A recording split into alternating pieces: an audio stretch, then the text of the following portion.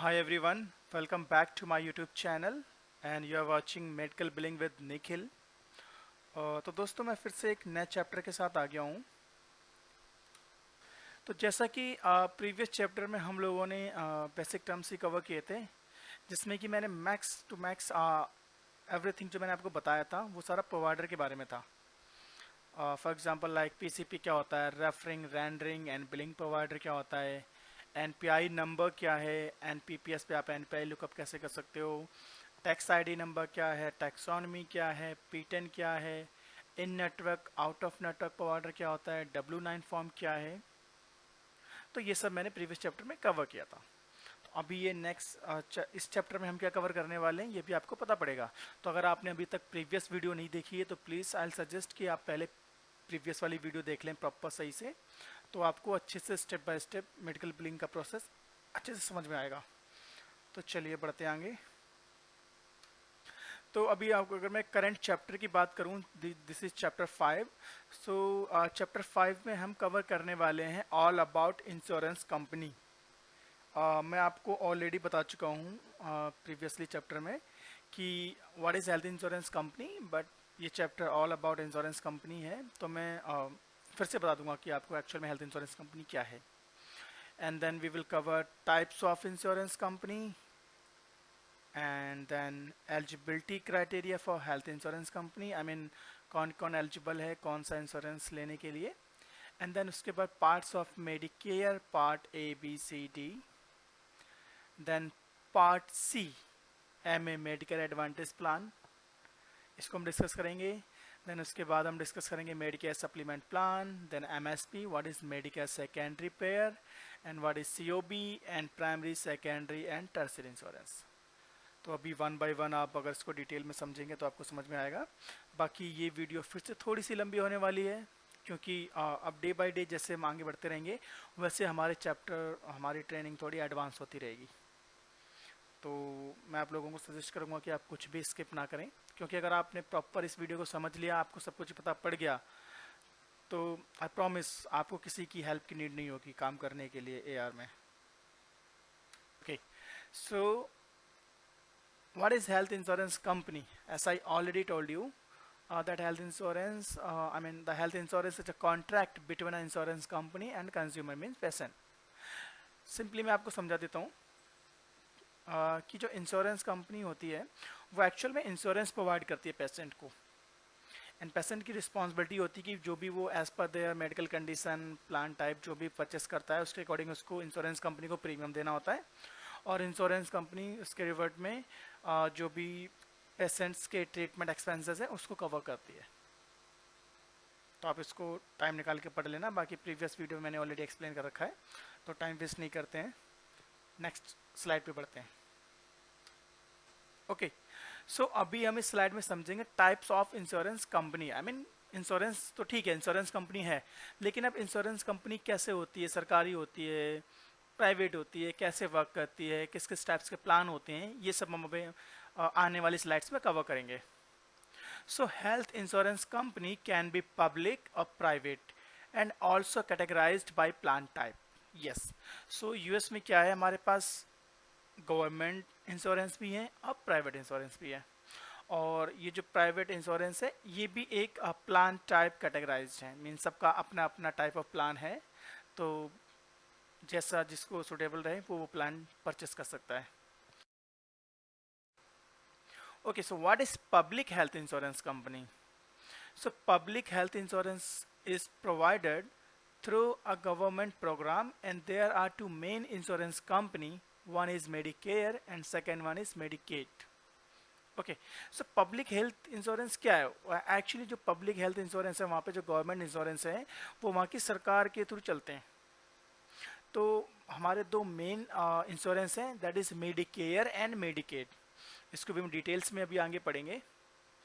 And public health insurance programs are funded and run by the government but are not necessarily free, although the cost at point of service will be heavily reduced। अब लोग सोचते हैं कि सरकारी चीज़ें तो free होगी, नहीं, ये गवर्नमेंट इंश्योरेंस है बट इसका मतलब ये नहीं कि फ्री है। हाँ, इनकी कुछ कॉस्ट है, इसको प्रीमियम पेशेंट को देना पड़ता है, but in comparison to commercial means private insurance, इनका जो प्रीमियम है वो कम रहता है क्योंकि गवर्नमेंट है। बाकी अभी आगे हम कवर करेंगे कि मेडिकेयर मेडिकेड क्या है, कैसे वर्क करता है। Let's talk about private health insurance company. What is private health insurance company? So any health coverage that's not received through a government program is considered private health insurance. For example, BCBS, USC, Aetna and Humana and many more. I mean, if we talk about the commercial insurance, I would say more than 100. Yes. I mean, हम count करने नहीं बैठ सकते हैं कितने हैं, but जो मैं एक्सपीरियंस की वजह से बताऊंगा तो मोर देन 100 हमारे पास बहुत सारे हैं। आप नाम लिखने बैठोगे तो बहुत लंबी लिस्ट बन जाएगी कमर्शियल इंश्योरेंस की, प्राइवेट। सो कोई भी इंश्योरेंस जिसको एक लाइक गवर्नमेंट के थ्रू प्रोग्राम में नहीं चल रहा है, आई मीन गाइडलाइंस ये सारे गवर्नमेंट की फॉलो करते हैं, बट एक्चुअल में इनकी एक अपना इंडिविजुअल प्रीमियम सब कुछ प्लान टाइप अमाउंट सेट है जो कि कोई भी परचेस कर सकता है एज पर देयर अमाउंट, जैसी उसकी इनकम है उसके अकॉर्डिंग। तो ये नाम मैंने लिखे हुए हैं कुछ यहाँ पर, BCBS, USC, एटना, हुमाना, ये इंश्योरेंस कंपनीज के नेम है। You can see this table here. So अगर मैंने पब्लिक गवर्नमेंट में बात करूँ इंश्योरेंस की, तो मेडिकेयर एंड मेडिकेड दो ही इंश्योरेंस हमारे सरकारी होते हैं। अब प्राइवेट में कमर्शियल जो कि है BCBS, USC, Aetna, हुमाना, many more and military. Yes, ये मैं आप लोगों को बता देता हूँ कि मिलिट्री क्या होती है। जो वहाँ की फोर्स होती है जो मिलिट्री में जॉब करते हैं, उनके लिए ये इंश्योरेंस होते हैं, उनको ये गवर्नमेंट फैसिलिटी देती है, तो उनका हेल्थ इंश्योरेंस ये कवर करते हैं। So first insurance Tricare, CHAMPUS, these three are cover military person health. And कुछ हमारे पास अदर कैटेगरी भी है इंश्योरेंस की, like worker compensation, auto at no fault, supplement plans. So worker compensation means कि आप फॉर एग्जांपल मैं अपनी कंपनी में काम करता हूँ, तो मेरे पर्सनल हेल्थ इंश्योरेंस भी है, बट मुझे कंपनी ने भी एक हेल्थ इंश्योरेंस दे रखा है। सो मीन्स अगर मैं कंपनी में काम कर रहा हूँ, वहाँ पे मुझे कुछ इंजरी वगैरह होती है, तो ये वर्कर कंपनसेशन इंश्योरेंस उस इंजरी को कवर करेगा, उस ट्रीटमेंट को कवर करेगा। ऑटो एट नो फॉल्ट ये ऑटो इंश्योरेंस होता है। एंड सप्लीमेंट प्लान्स अभी हम आगे कवर करेंगे। तो नेक्स्ट स्लाइड पे पढ़ते हैं। ओके, तो अभी हमने जाना कि भाई इंश्योरेंस कौन कौन से होते हैं। अब हम बात करते हैं eligibility criteria for the health insurance. Means ठीक है भाई, इंश्योरेंस तो है, मेडिकेयर है, मेडिकेड है, ये कमर्शियल है, ट्राइकेयर है, लेकिन ये मिलेगा किसको, हमें कैसे पता पड़ेगा। आई मीन इंटरव्यू में किसी ने पूछ दिया तो आपको क्या बताना है, तो वो आपको यहाँ से ये पता पड़ेगा, eligibility criteria. So let's talk first about government public insurance. So public insurance हमारे पास तो है, मैंने बताया मेडिकेयर एंड मेडिकेड। अच्छा, अब इन दोनों की अलग अलग एलिजिबिलिटी है, मीन्स मेडिकेयर के लिए कौन एलिजिबल है एंड मेडिकेड के लिए कौन एलिजिबल है। So let's talk for the Medicare first. So Medicare is available for people age 65 और older, younger people with disabilities and people with end stage renal disease. Okay, तो Medicare क्या है, Medicare उन लोगों को मिलता है यूएस में जिनकी एज 65 हो गई है या उससे अबव है। And younger people with disabilities means वो लोग जो डिसेबल हैं, जिनका हाथ खराब है, पैर खराब है या ब्लाइंड है, इस टाइप्स के लोग। And people with and stage renal disease means जिसको एंड स्टेज रेनल डिसीज है, in short ESRD। Okay, what is ESRD? So for example permanent kidney failure requiring dialysis और ट्रांसप्लांट। मीन्स कोई patient है, उसको cancer है, कि permanent kidney failure है, उसको पता है कि वो ज़्यादा दिन तक जी नहीं सकता है, एक लिमिटेड टाइम तक ही वो जिंदा रहेगा, तो उनको भी मेडिकेयर मिल जाता है। ठीक है, सो 1 2 3 कंडीशंस में आपको मेडिकेयर मिलता है। Okay, now talk about Medicaid. So people below poverty line, pregnant women and child. Yes, जो मेडिकेड इंश्योरेंस मिलता है वो जो लोग यूएसए में एक वहाँ पर लाइक इनकम सोर्स के अकॉर्डिंग वहाँ पे डिसाइड किया जाता है। तो जो लोग बिलो पॉवर्टी लाइन है, जो लोग गरीब होते हैं, बेसिकली मेडिकेड गरीबों के लिए होता है, तो जो लोग बिलो पॉवर्टी लाइन आते हैं उनको मेडिकेड मिलता है। एंड सेकेंड, प्रेग्नेंट वुमेन, जो वहाँ पे प्रेग्नेंट वुमेन होती हैं उनको भी मेडिकेड मिल जाता है। और अगर बात करूँ मैं बच्चों की, जो चाइल्ड उसके प्रोग्राम में आते हैं उनको भी ये मेडिकेड मिलता है। So below poverty line, pregnant women, child, इनको मेडिकेड मिलता है। अब आ जाते हैं प्राइवेट कमर्शियल पे। तो ऑलरेडी मैं आपको बता चुका हूँ BCBS, हुमाना, एटना और बहुत सारे इंश्योरेंस है। So private, any one can purchase this insurance as per their income source और the medical condition. I mean हर प्लान में अलग अलग सर्विसेज कवर होती हैं, अलग अलग ट्रीटमेंट मिलते हैं। तो जैसी आपकी इनकम है, जैसी आपकी मेडिकल कंडीशन है, तो आप उसके अकॉर्डिंग एक परफेक्ट प्लान अपने लिए पिक कर सकते हैं। उससे के अकॉर्डिंग आपको प्रीमियम देना पड़ेगा इंश्योरेंस कंपनी को। एंड अब बात करते हैं military insurance time. Military, Tricare, CHAMPUS, uniform service members and their families. Obviously जो वहाँ की फोर्स है, जो वहाँ पे कंट्री को सर्व करते हैं, तो उन मेंबर्स को और उनके फैमिली मेंबर्स को ये इंश्योरेंस मिलता है वहाँ के गवर्नमेंट की तरफ से। Okay, there are a few key points. So there are 4 different parts to Medicare insurance, which we will cover in next slide. Yes. So अभी तो हमने ये जाना कि भाई एलिजिबल कौन है इंश्योरेंस को लेने के लिए, लेकिन अब यहाँ पे क्या है, मेडिकेयर की कुछ अपने पार्ट्स हैं।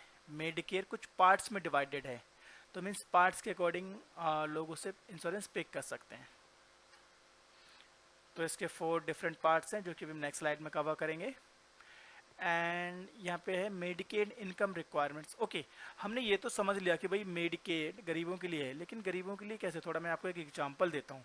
For example, for children and pregnant women, house hold income can't exceeds between 1654 and 3377 per month dollars हैं। तो अगर मैं, जैसे मैंने बोला कि चाइल्ड और प्रेग्नेंट वुमेन है, तो ये जो प्रेग्नेंट वुमेन और जो चिल्ड्रन होंगे, तो इनके जो घर की इनकम है वो इस अमाउंट से एक्सीड नहीं होनी चाहिए। ये मैंने एग्जांपल के तौर पे लिख दिया है। बाकी जो मेडिकेड है ये स्टेट वाइज वर्क करता है। हर स्टेट की अपनी अलग इंडिविजुअल गाइडलाइंस होती हैं, उनका अपना स्टैंडर्ड है इनकम का, तो उसके अकॉर्डिंग स्टेट वाइज पीपल वहाँ के मेडिकेड को ले सकते हैं as per there eligibility. Next slide पे बढ़ते हैं। ओके, सो अब डिस्कस करते हैं parts of Medicare. So Medicare divided into 4 parts: Part A, Part B, Part C, Part D. Okay, so what is Part A? So Part A is for hospital coverage, inpatients care in hospital including critical access and long term care hospitals. Means अगर किसी patient के पास part A है, active है, तो वो क्या है, hospital में जाके ट्रीटमेंट ले सकता है। ऑब्वियसली जैसे मैंने कि आपको बताया पहले, हॉस्पिटल में अगर आप ज़्यादा सीरियस हैं, कोई लॉन्ग टर्म आपको ट्रीटमेंट कराना है, सर्जरी करानी है, या 24 आवर्स या उससे ज़्यादा एडमिट रहना है, देन आप हॉस्पिटल जाओगे। इसके लिए आपके पास पार्ट ए एक्टिव होना चाहिए। What is part B? So part B is for medical coverage, means doctor service and outpatient care when medically necessary. Means आपको छोटी मोटी कोई सर्जरी करानी है, कोई ट्रीटमेंट लेना है, फीवर आ गया, कोल्ड हो गया, जनरल कंसल्ट के लिए जाना है, तो आपके पास पार्ट बी एक्टिव होना चाहिए। तो जो कि हमारा क्लिनिक और फिजिशियन में वर्क करता है। ये पार्ट बी वही है जिसकी अभी हम लोग ट्रेनिंग करने वाले हैं, फिजिशियन बिलिंग, जिसमें ऑलमोस्ट एआर वर्क करते हैं फिजिशियन बिलिंग के लिए। So this is all about part B we are discussing in this videos, right. But हमें पता होना चाहिए कि पार्ट ए पार्ट बी क्या है। तो part B generally for the physician billing, for the clinic visit. Okay, now let's talk about part C. What is part C? So Medicare Advantage plans. Part C को हम MA plan भी बोलते हैं, and MA stands for Medicare Advantage, right? So what is Medicare Advantage plans? Includes all of parts A plus B as well as extra benefits. Means होता क्या है part सी में? Part सी actually इसमें additional benefit cover होते हैं। ये kind of commercial insurance हो जाता है। ये भी आपको आगे इसकी स्लाइड में अच्छे से समझ में आएगा। तो बेसिकली इसमें पार्ट ए एंड बी की सर्विसेज ऑलरेडी इंक्लूड होती हैं, अलॉन्ग विद एडिशनल कुछ एक्स्ट्रा बेनिफिट्स हमें मिल जाते हैं इसमें मेडिकल से related. And what is part D?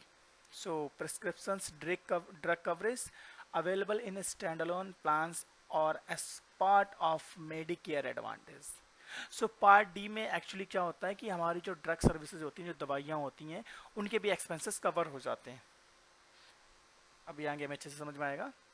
And यहाँ पे मैं आपको एक चीज़ बता दूँ कि part A and B are called original Medicare, that is state plan. So जो पार्ट ए एंड बी हैं ये हमारे ओरिजिनल मेडिकेयर प्लान होते हैं, इनको हम स्टेट मेडिकेयर प्लान भी बोलते हैं। नेक्स्ट स्लाइड पे बढ़ते हैं। ओके, सो नाउ अभी हम बात करते हैं part C, M A Medicare advantage plan. मैंने बताया था M A stand for Medicare advantage. So basically हम इनको मेडिकेयर एडवांटेज प्लान बोलते हैं, जो कि पार्ट सी में आते हैं।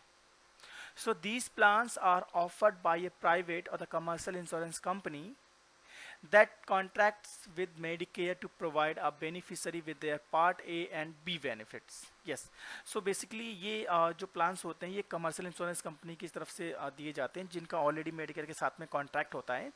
and इसमें जो हमारे patients को Part A and B के benefits मिल रहे हैं तो ये already मिलते हुए हैं, साथ में कुछ additional benefit मिलते हैं जो भी पेशेंट्स उसकी मेडिकल कंडीशन के अकॉर्डिंग ऐड करवा सकता है अपने प्लान में। तो जैसा प्लान मॉडिफाई करवाएगा वैसा उसका प्रीमियम रहेगा।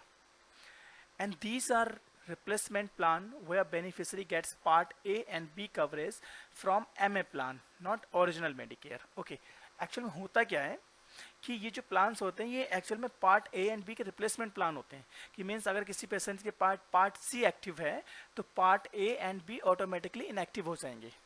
मीन्स अगर क्योंकि पार्ट ए एंड बी की सर्विस ऑलरेडी पार्ट सी में इंक्लूड है, तो जब पार्ट सी ऑलरेडी उसको पे कर रहा है तो पार्ट ए एंड बी उसको पे नहीं करेगा। तो जब भी हम सिस्टम में बिलिंग करते हैं तो part A and be automatically हमारा इनएक्टिव हो जाता है अगर उसके पास मेडिकेयर एडवांटेज प्लान एक्टिव है उस डेट ऑफ सर्विस पर तो। And most MA plans include prescription drugs coverage part D. Okay, जैसा कि प्रीवियसली हमने पढ़ा था कि पार्ट डी क्या होता है, तो मैंने आपको बताया था कि पार्ट डी में हमारी ऑलमोस्ट ड्रग सर्विस कवर हो जाती है। तो जो हमारे मेडिकल एडवांटेज प्लान होते हैं इसमें पार्ट डी भी इंक्लूड रहता है, वो पेशेंट इंक्लूड करवा सकता है एज पर देयर रिक्वायरमेंट। तो मीन्स अगर सपोज मानो कि डॉक्टर ने लिखा है कि भाई आपको ये मेडिसिन खरीदनी है, तो अगर उसके प्लान में मेडिसिन कवर है तो वो मेडिसिन भी डॉक्टर से ले सकता है। ओके, अब बात करते हैं कि हमने ये तो समझा कि part C medical advantage plan ही होते हैं, लेकिन अब इनके भी एक अपने पार्ट होते हैं, टाइप्स ऑफ प्लान्स होते हैं। ठीक है, तो अभी हमने मेडिकेयर के प्रीवियस स्लाइड में पार्ट पढ़े थे जो कि 4 पार्ट में डिवाइडेड है मेडिकेयर। अब जो पार्ट सी है उसमें टाइप्स ऑफ प्लान्स होते हैं कि मीन्स पेशेंट किस टाइप का इंश्योरेंस ले सकता है पार्ट सी में। तो ये मैंने कुछ प्लान फीचर हाईलाइट किए हैं और ये हमारे जो HMO, POS, PPO, EPO ये टाइप ऑफ प्लान है। So what is HMO? HMO stands for health maintenance organisation, ये बेसिकली प्लान के नेम है। And POS stands for point of service and PPO stands for preferred provider organisation and EPO stands for exclusive provider organisation. Okay, so इसमें होता है क्या है कि जैसे हमने प्रीवियस स्लाइड्स में प्रीवियस चैप्टर में कवर किया था बेसिक टर्म्स में कि पीसीपी क्या होता है। So PCP is the primary care physician. ठीक है, तो अब हम बात ये जो प्लान्स होते हैं इसमें इंश्योरेंस एक कुछ पीसीपी असाइन करता है, किसी में नहीं करता है। तो हम जानते हैं किस में पीसीपी रिक्वायर्ड होता है, किस में रिक्वायर्ड नहीं होता है।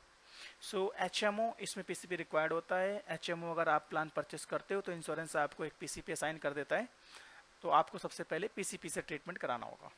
एंड POS में भी पीसीपी रिक्वायर्ड है।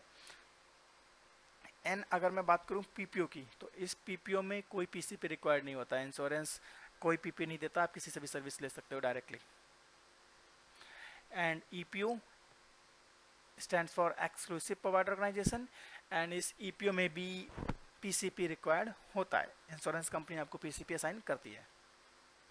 ओके, अभी बात करते हैं आउट ऑफ नेटवर्क कवरेज कि जैसे हमने प्रीवियसली चैप्टर में कवर किया था कि इन नेटवर्क और आउट ऑफ नेटवर्क क्या होता है।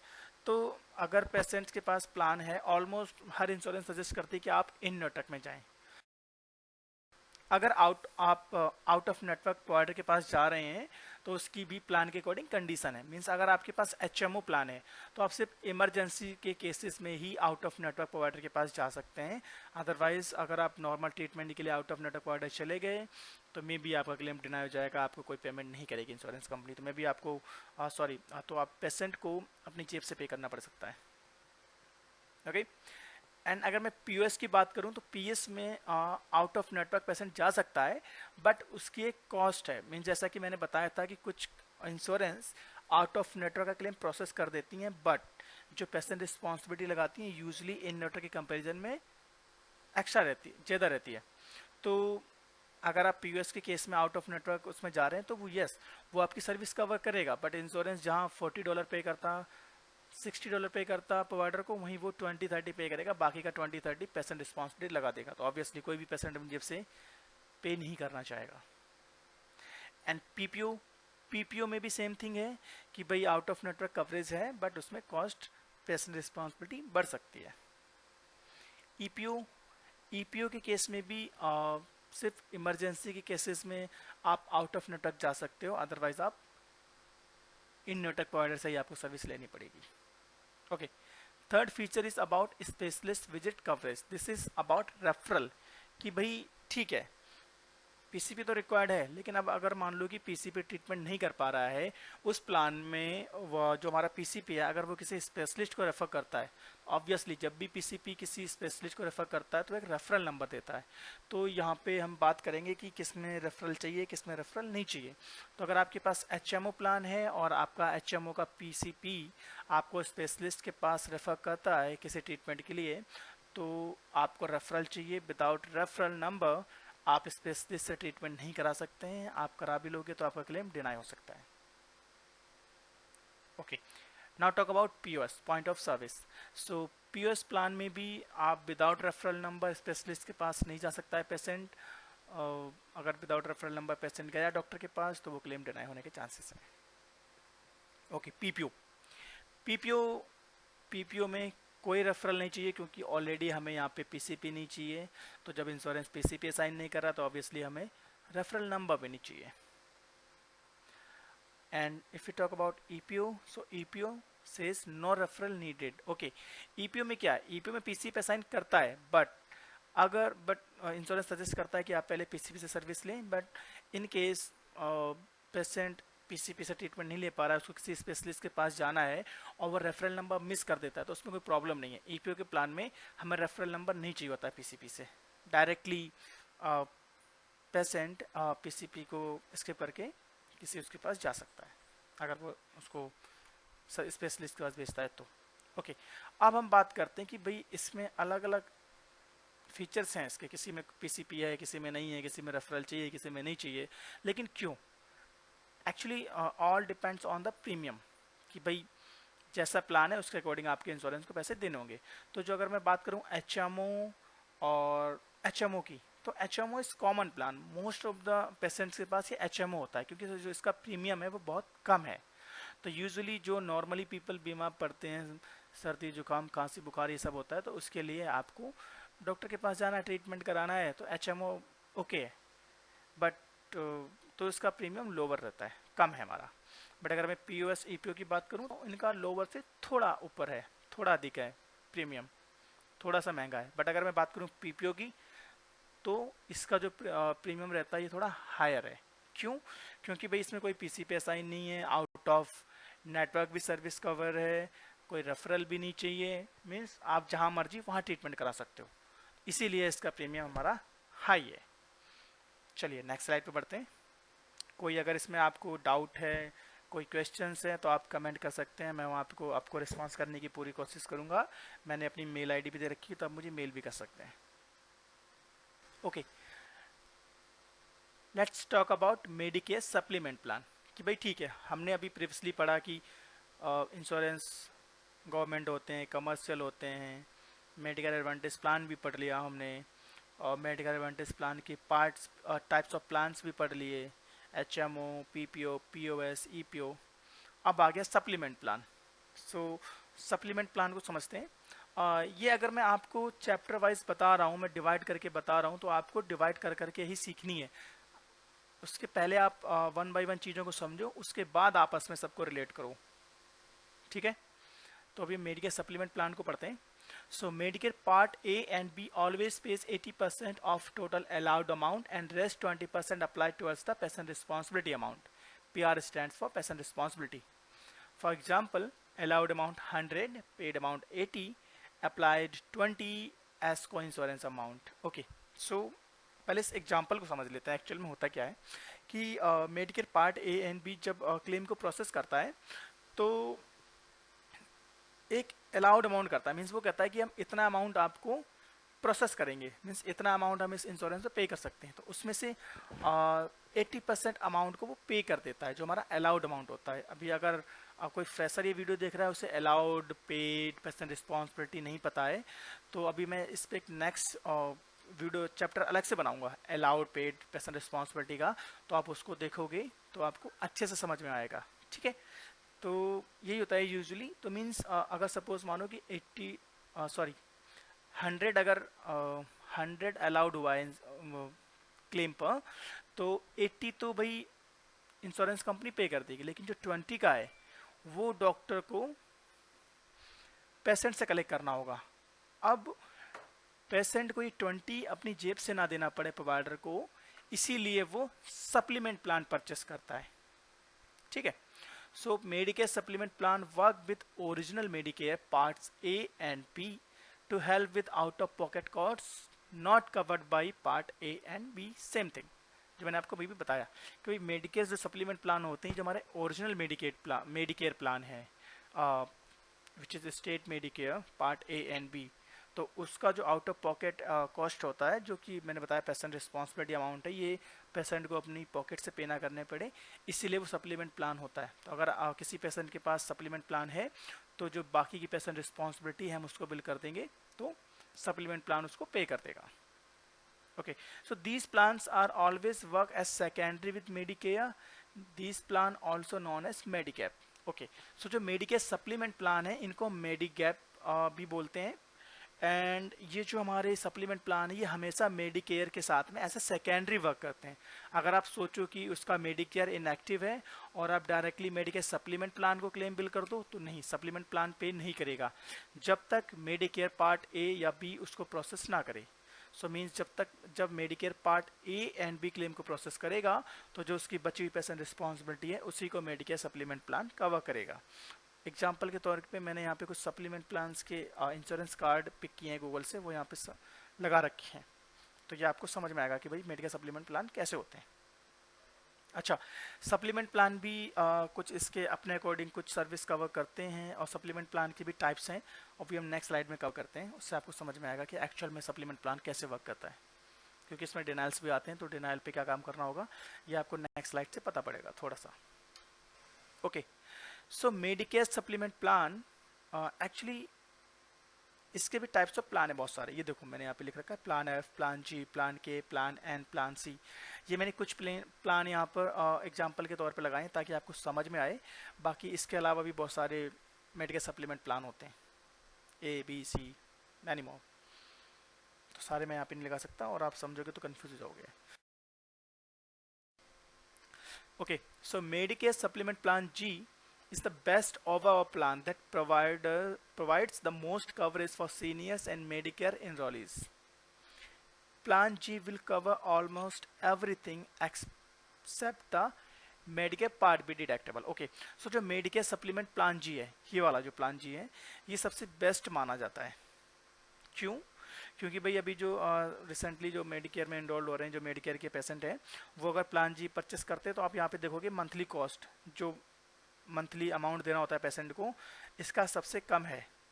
आई मीन प्लान के का भी कम है, बट उसको आप मत देखो क्योंकि ये जो कवर करता है, जो पे करता है, वो बहुत कम है।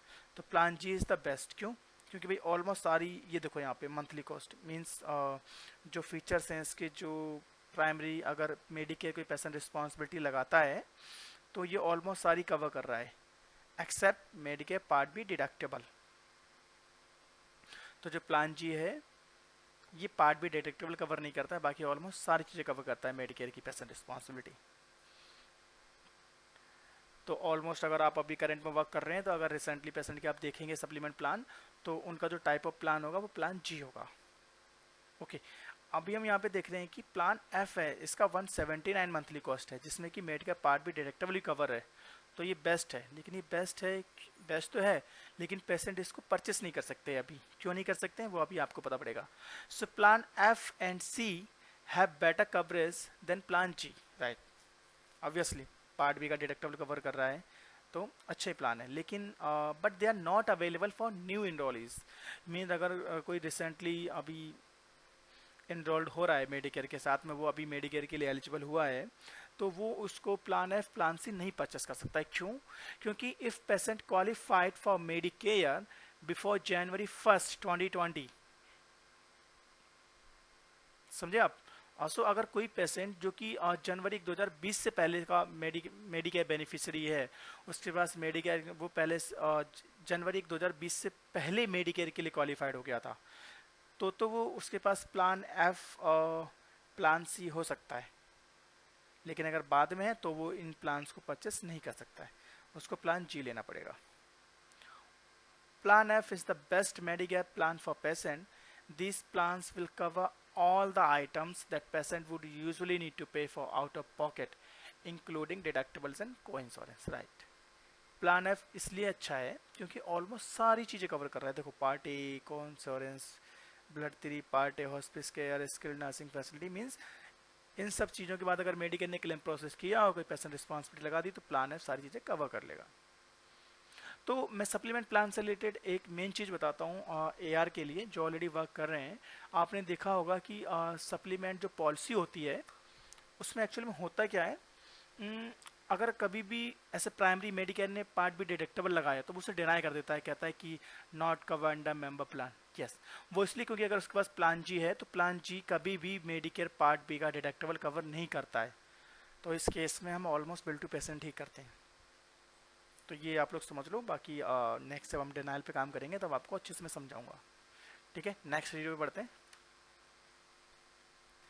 ओके, सो अभी मैं आपको बता देता हूँ MSP. What is MSP? Medicare secondary pair. So Medicare secondary payer is the term used when Medicare does not pay first for healthcare services but after another entity that has the responsibility for paying before Medicare. This entity can be an employer sponsored plan, a worker compensation plan, or another insurance. An MSP is a way to shift cost from Medicare to the appropriate private source of payment. Okay, what is MSP? मैंने already आप लोगों को बताया but मैं थोड़ा हिंदी में explain करता हूँ इसको। एक्चुअली एमएसपी होता है क्या है? यूजुअली जब भी किसी के पास मेडिकेयर होता है तो मेडिकेयर इंश्योरेंस का प्राइमरी इंश्योरेंस होता है, मीन्स पहला इंश्योरेंस जो सबसे पहले पेमेंट करेगी।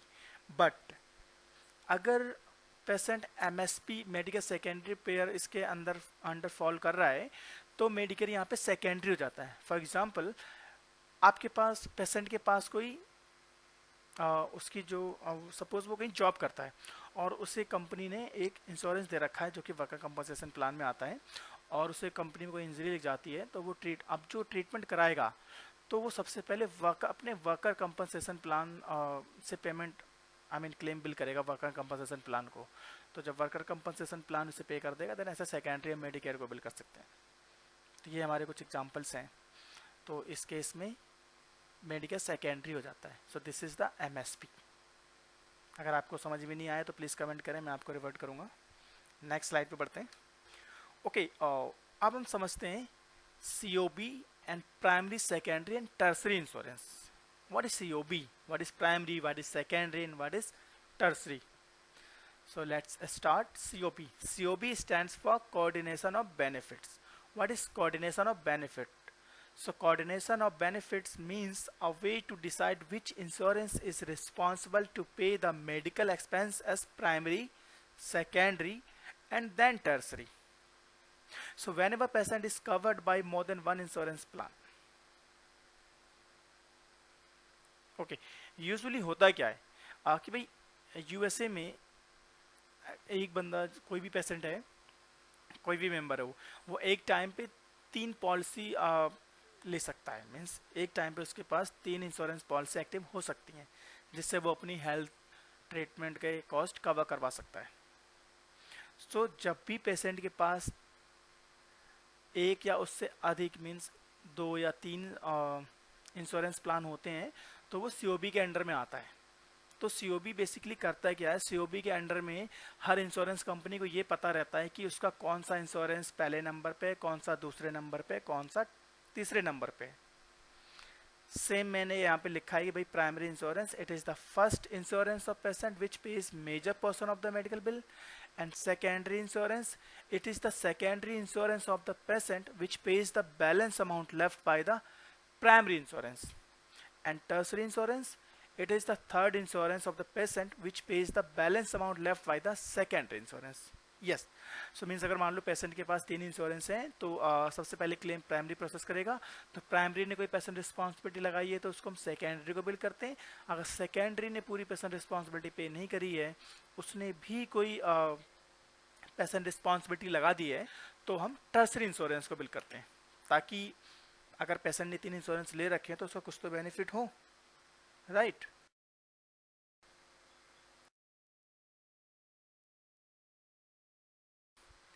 तो ये आपको समझ में आया। देन इसी के साथ वीडियो को ख़त्म करते हैं। आई नो वीडियो थोड़ी सी लंबी हो गई है, बट यस आपको ये सारी चीज़ें समझनी ज़रूरी हैं। तो अगर आपको इसमें कहीं भी कुछ भी डाउट है तो आप मुझे कमेंट कर सकते हैं, मैं आपको बताऊंगा। बाकी अगर चैनल को अभी तक आपने सब्सक्राइब नहीं किया है तो आई वुड से कि प्लीज़ यार सब्सक्राइब कर लो, क्योंकि मैं इतनी मेहनत कर रहा हूँ, वीडियोस बना रहा हूँ, तो मुझे भी थोड़ा बेनिफिट होनी चाहिए, राइट।